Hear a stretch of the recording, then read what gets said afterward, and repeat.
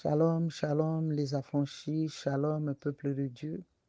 Je vous salue tous dans le nom glorieux de notre Seigneur Jésus-Christ. Je suis Maman Lucie Louemba. Je suis une fois de plus avec vous aujourd'hui pour notre temps d'édification. Le Seigneur a fait monter dans mon cœur un thème intitulé « Le bilan ». Nous allons nous abandonner entre les mains du Seigneur. Éternel des amis, sois béni, sois loué, sois glorifié. Nous te disons merci pour ton amour. Nous te disons merci pour tes hauts faits.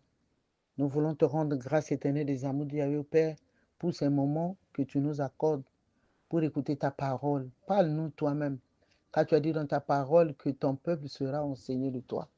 Enseigne-nous encore, ô cher Saint-Esprit, toi qui donnes l'intelligence. Donne-nous l'intelligence, donne-nous, aide-nous à comprendre, éternel des amours Dieu, ce que toi tu veux nous dire ce jour. Merci, éternel des amours Yahweh, pour ton sang qui nous couvre et nous protège. Au nom de Jésus, nous avons ainsi prié. Amen. Bien-aimés, je disais que ce jour, nous allons parler du bilan et j'ai voulu qu'on puisse parler du bilan spirituel. Nous voulons parler du bilan, bien-aimés, et nous allons lire dans le livre de Luc 14, le verset 28, je lis au nom de Jésus.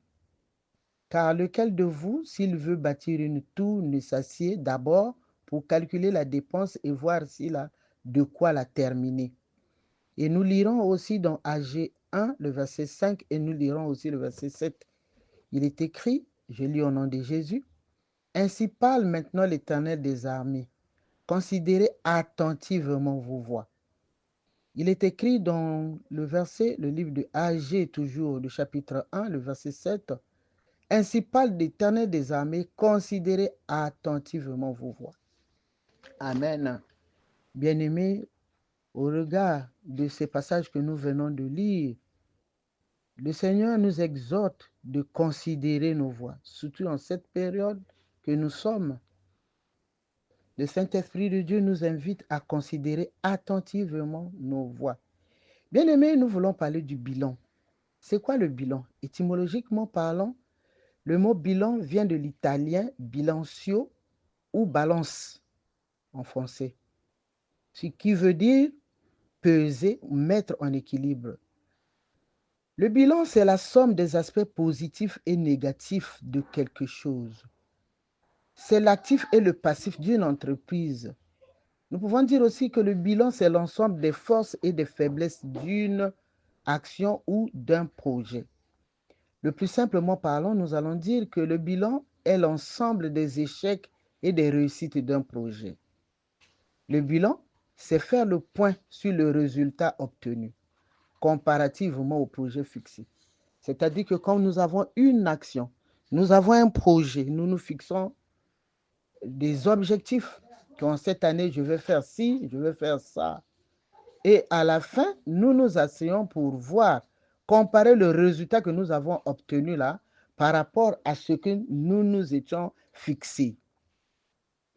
Il est de coutume en fin d'année, bien aimé, que des grandes entreprises, des petites entreprises, même les moyennes entreprises, examinent leurs opérations pour faire le bilan de l'année, afin de savoir si celle-ci est bénéficiaire, si celle-ci est déficitaire ou stable.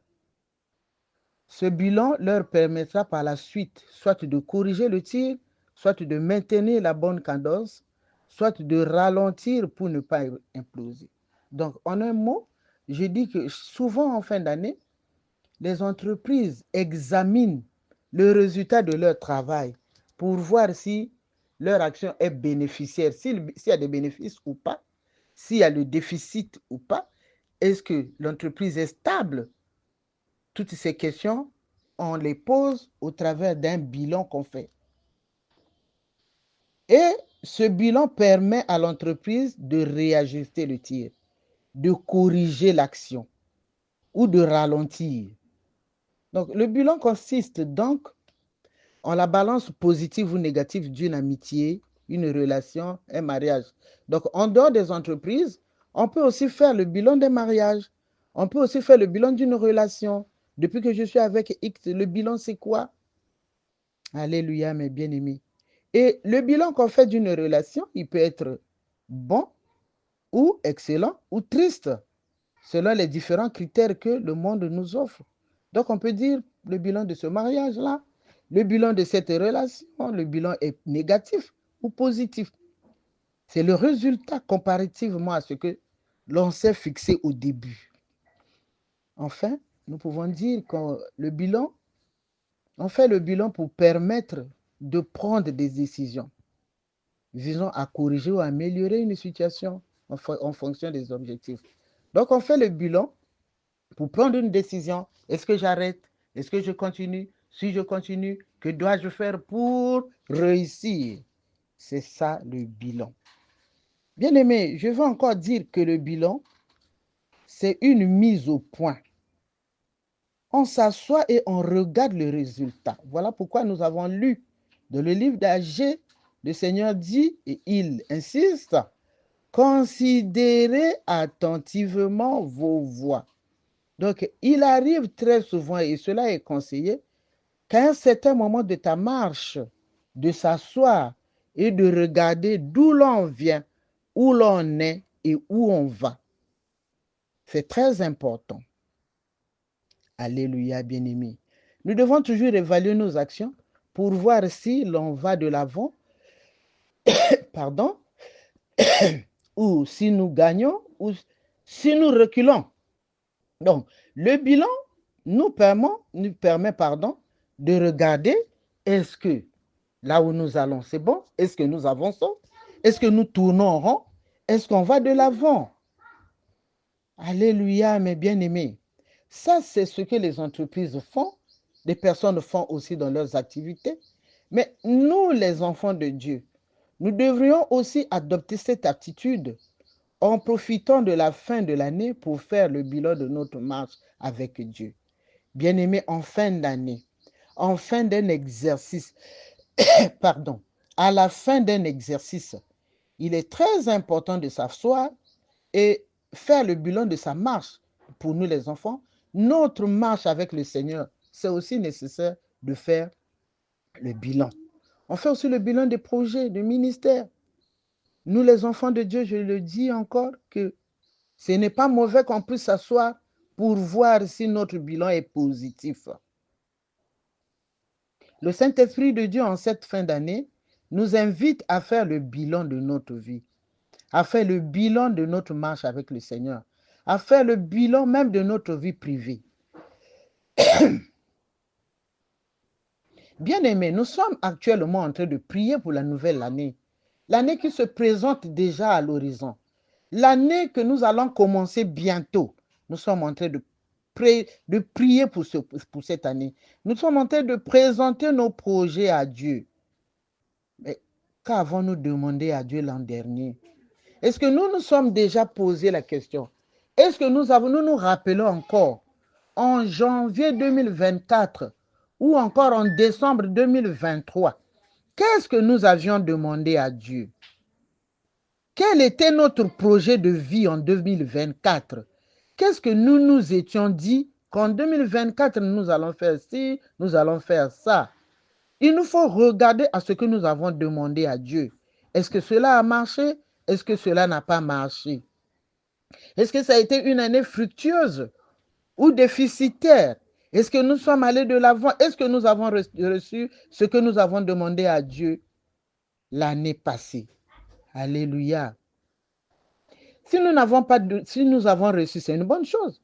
Si nous n'avons pas reçu, la Bible dit, nous rendons grâce à Dieu. Nous l'avions déjà fait la fois dernière, bien-aimés. Nous avons béni le Seigneur pour tout ce que nous avons reçu, pour tout ce qu'il a fait. Nous avons rendu grâce à Dieu pour tout ce qu'il n'a pas encore fait. Mais nous devons les épingler. Nous devons faire notre bilan, mettre de côté les forces, mettre de côté les réussites et mettre de côté également les échecs, mettre de côté également ce qui n'a pas marché. C'est très important parce que, comme nous l'avions dit pour les entreprises, nous pouvons aussi réajuster le tir. Nous pouvons aussi demander à Dieu pourquoi ça n'a pas marché. Parce que nous devons aller de l'avant. Parce que nous devons encore bâtir des stratégies pour réussir, pour obtenir ce que nous n'avons pas encore obtenu. Bien-aimés, tel que l'année 2025 se présente à nous. Nous sommes en train de dire, Seigneur, dans cet an 2025, j'aimerais me marier, j'aimerais travailler, je voudrais avoir l'élévation, je voudrais voyager. C'est bien. C'est une très bonne chose, ce n'est pas mauvais.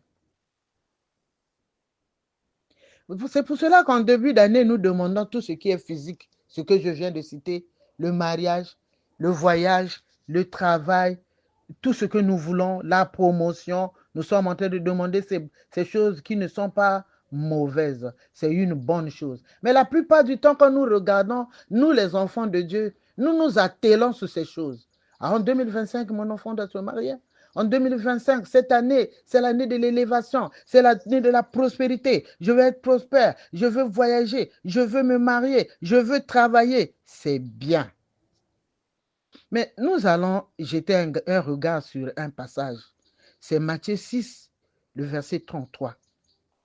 Il est écrit, « Cherchez premièrement le royaume et la justice de Dieu, et toutes ces choses vous seront données par-dessus. » Bien-aimés, je disais que tout ce que nous avons demandé, tout ce que nous demandons pour l'année prochaine et tout ce que nous avons demandé pour l'année 2024, ce n'est pas mauvais.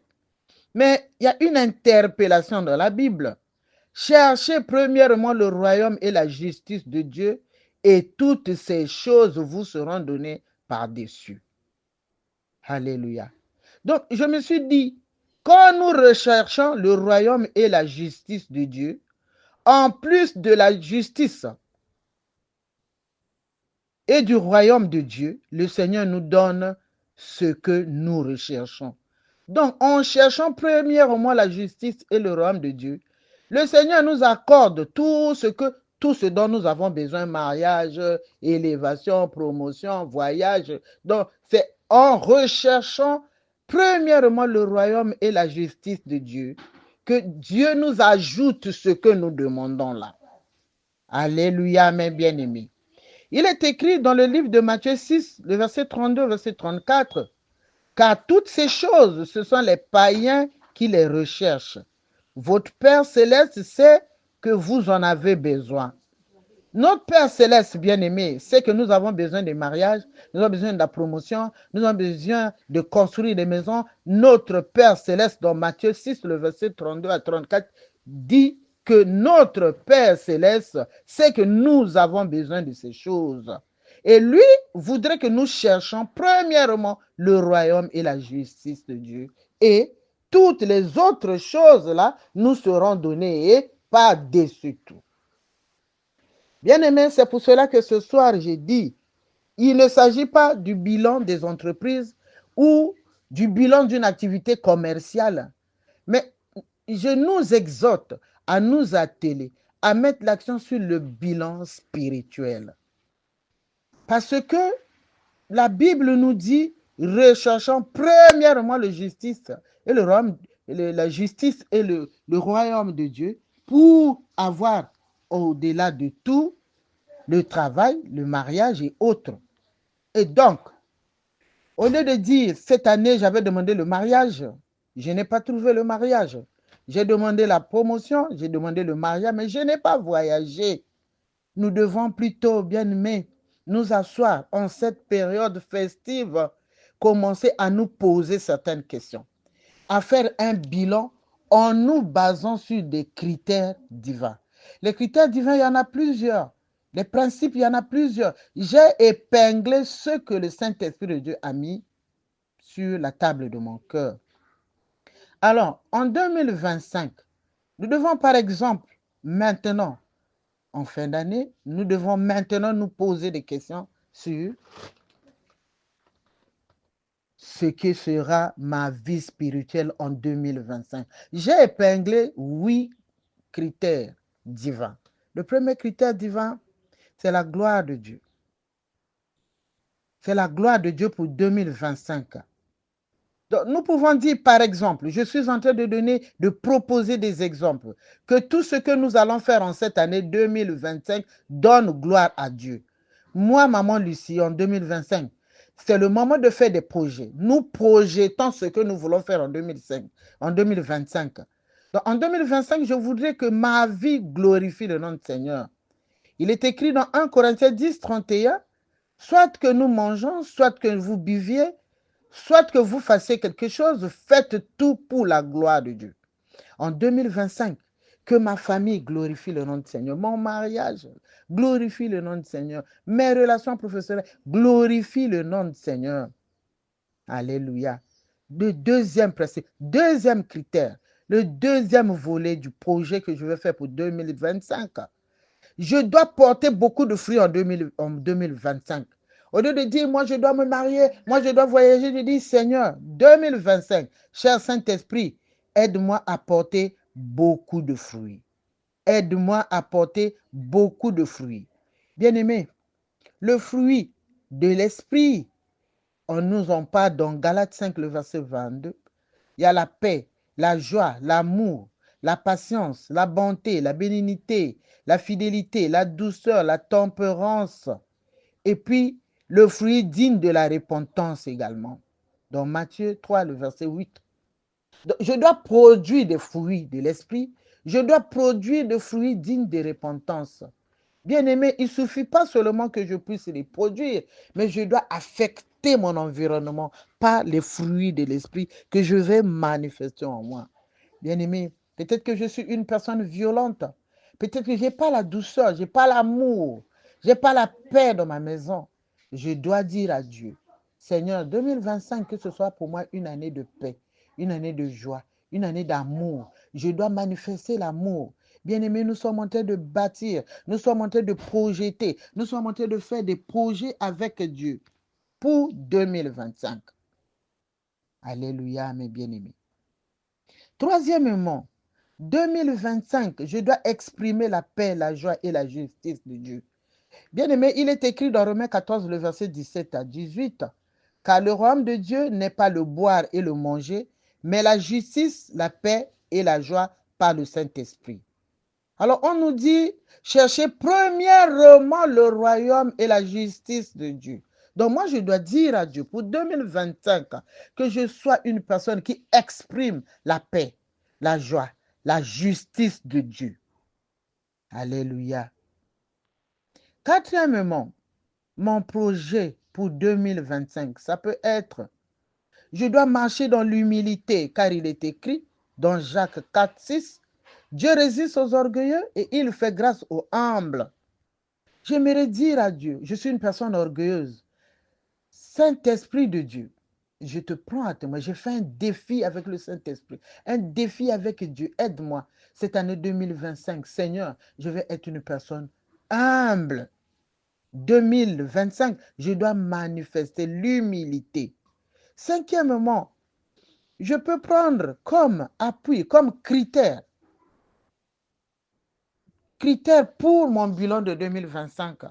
Je prends notre relation aux autres, ma relation avec les autres. Il est écrit, tu aimeras ton prochain comme toi-même. On nous dit que c'est le plus grand commandement. Le plus grand commandement, c'est aimer Dieu de tout ton cœur, de toute ton âme, de toute ta force. Mais le deuxième, on dit, la Bible nous dit, tu aimeras ton prochain comme toi-même.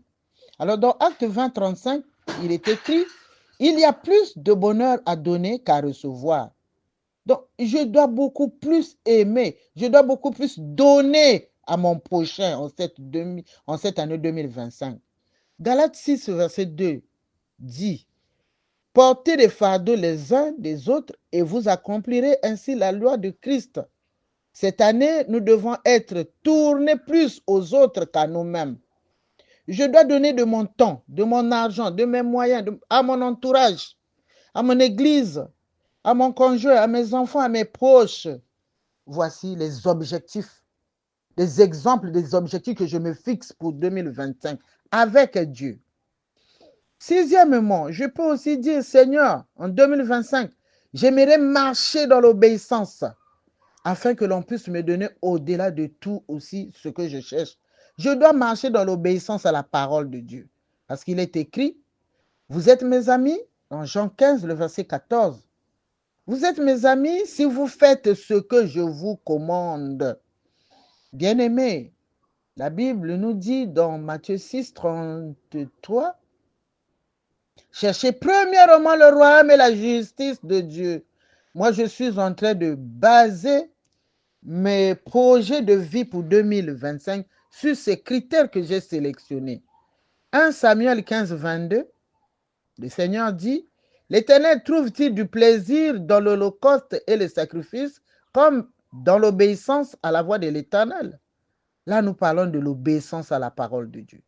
Donc, sixièmement, Seigneur, cette année, je dois marcher dans l'obéissance à la parole de Dieu. Je dois pratiquer la parole de Dieu. Parce que très souvent, nous connaissons la parole, mais la mettre en pratique, c'est là où il y a le problème.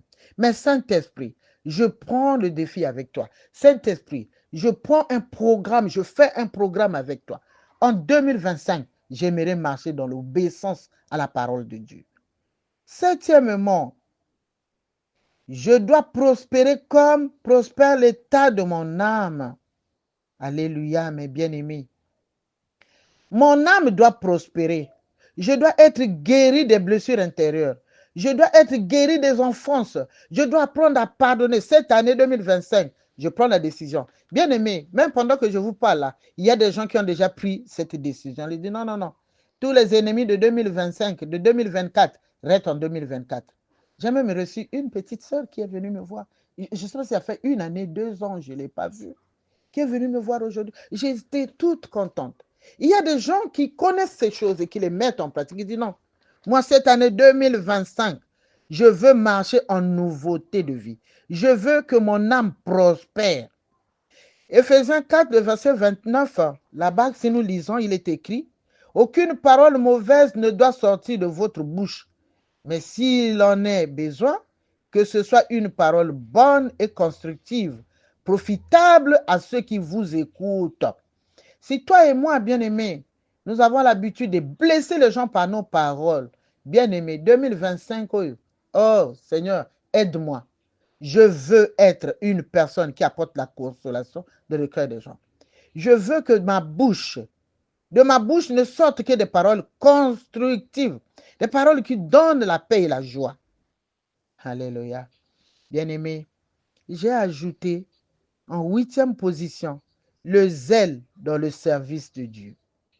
Donc, si nous voulons que le Seigneur fasse au-delà de ce que nous demandons, nos projets de vie pour 2025, ça peut être par exemple, Seigneur, 2025, je sais que je sers Dieu, mais aide-moi à te servir encore avec beaucoup de zèle.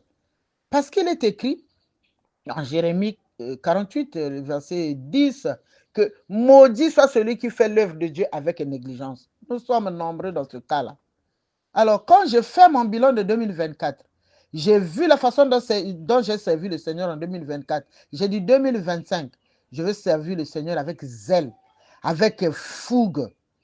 Parce que Exode 23, 25 dit, vous servirez l'Éternel votre Dieu, il bénira votre pain, il bénira votre eau, il éloignera la maladie. C'est aussi l'un des critères pour que le Seigneur ait un regard sur nous en cette année 2025. Bien-aimé, comme projet de vie de 2025, je peux aussi dire, en cette année 2025, je dois gagner au moins 10 âmes au Seigneur. Je dois évangéliser au moins 10 âmes. C'est un projet que je me fixe avec Dieu. En 2025, je dois gagner au moins 10 âmes au Seigneur. Alléluia, mes bien-aimés. Nous avons épinglé ces 8 critères divins sur lesquels nous avons bâti nos objectifs pour 2025. Alléluia. Bien-aimés, le bilan, si à la fin de l'année 2025, nous devons faire un autre bilan, le bilan va consister à se poser des questions sur ces 8 domaines-là, en rappelant à Dieu ses promesses dans ces domaines, c'est-à-dire les domaines que nous avons cités. Nous allons regarder maintenant tout ce que nous avons dit à la fin de l'année 2024. Alléluia.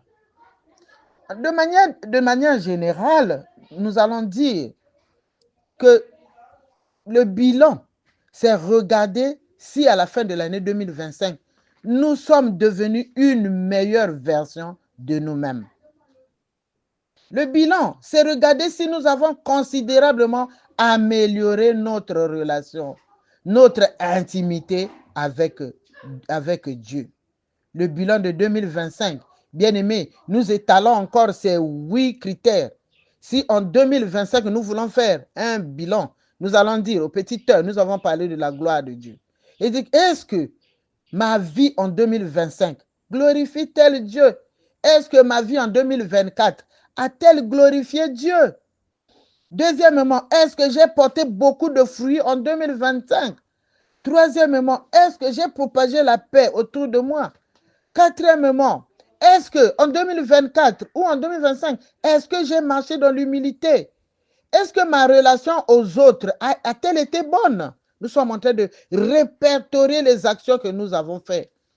Nous avons réjoui combien de personnes? Nous avons résolu les problèmes de combien de personnes? Est-ce qu'en 2025, nous avons marché dans l'obéissance à la parole de Dieu? Est-ce qu'en 2025, nous avons été des amis de Dieu en pratiquant sa parole? Alléluia. Est-ce que mon âme a-t-elle été prospère? Ai-je servi Dieu avec zèle? Donc, ce sont ces mêmes points-là. Nous les gardons et nous sommes en train de nous poser des questions. C'est-à-dire que nous sommes en train de faire maintenant le bilan. Parce que nous avons dit le bilan, c'est quoi? Le bilan, c'est regarder le résultat et on le compare avec les objectifs que tu avais fixés. Qu'est-ce que tu avais dit que tu devais faire en 2025? Quelle est la personne que tu devais être en 2025? Maintenant, à la fin de l'année, regarde. Est-ce que tu as atteint ces objectifs? Regarde, si tes objectifs-là ont été atteints, tu as dit à Dieu, cette année 2025, je vais servir Dieu avec zèle. Est-ce que c'est ce qui a été fait? C'est ça le bilan. Voilà pourquoi je disais, nous sommes, nous les enfants de Dieu, en train de faire le bilan spirituel parce que nous devons croître, nous devons aller de l'avant, nous devons grandir. Est-ce que notre manière de servir Dieu s'est-elle améliorée ou pas? Alléluia. Ma relation avec les autres s'est-elle améliorée?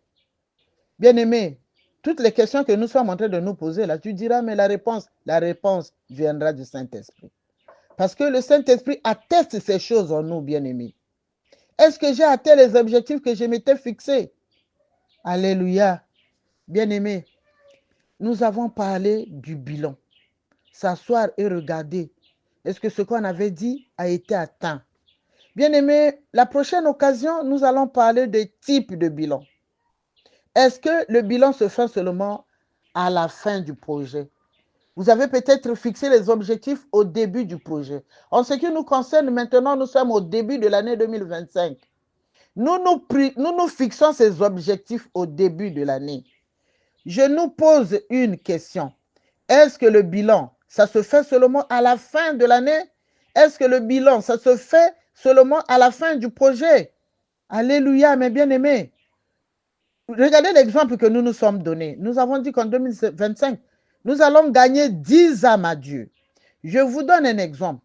Et si nous arrivons à la fin du mois de septembre 2025, aucune âme n'a été gagnée au Seigneur. Allons-nous attendre jusqu'au mois de décembre 2025 pour faire le bilan? Non, mes bien-aimés. C'est pour cette raison que je dis, la prochaine occasion que nous allons nous retrouver, nous allons parler des types de bilan. Alléluia. Pourquoi jusqu'à ce moment-là, le bilan est nul? Ça dit que vous avez dit, 2025, je vais gagner 10 âmes à Christ. Mais en septembre 2025, aucune âme n'a pas été gagnée à Christ. Et il faut que tu te poses des questions. Pourquoi jusqu'à présent, je n'ai gagné aucune âme à Christ? Nous devons nous poser cette question. Alléluia, bien-aimé. Le bilan, je vais seulement le dire, au lieu d'attendre la prochaine fois. Le bilan, il y a aussi des bilans à mi-parcours. Quand on est à mi-parcours, il y a 12 mois, au bout de 6 mois, on peut faire déjà le bilan à mi-parcours pour ne pas être surpris à la fin de l'année. Alléluia, mes bien-aimés. Et voilà pourquoi, à la fin de l'année, nous faisons maintenant le bilan global, puisque nous avons fait déjà le bilan à mi-parcours. Alléluia, mes bien-aimés. Donc, je disais que nous allons continuer la suite, les types de bilan, Et quand le bilan est négatif, on le fait à quel moment? Et que faut-il faire pour se rattraper? Que faut-il faire pour atteindre ces objectifs fixés à la fin de l'année si les objectifs ne sont pas atteints? Alléluia, mes bien-aimés. C'était votre humble servante, Maman Lucie Luemba. Que le Seigneur bénisse sa parole. Amen.